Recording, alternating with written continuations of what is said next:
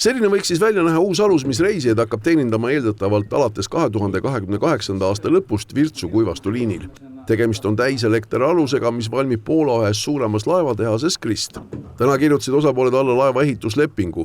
Koos 9 miljonit eurot maksma mineva rajatava laadimistaristuga mõlemasse sadamasse on kogu projekti maksumus 50 miljonit eurot. Selle raha eest sai aastaid tagasi 2 täna liinil olevat suuremat parvlaeva.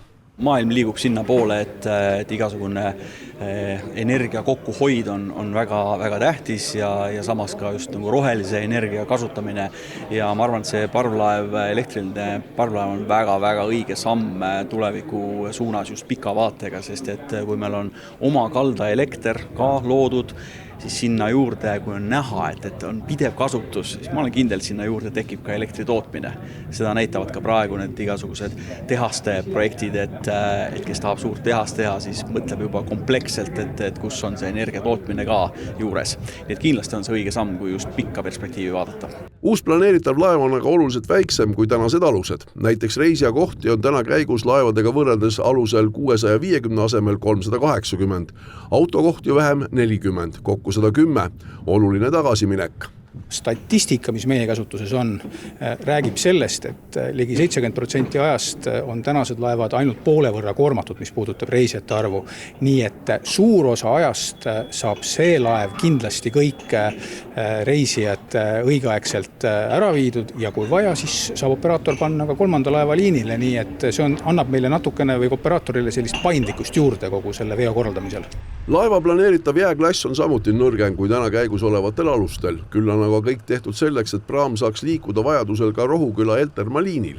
Kuigi alusel saavad olema elektriajametele lisaks ka biodiiselmootorid, on väga oluline, kui pikalt tohe laadimisega sõita saab.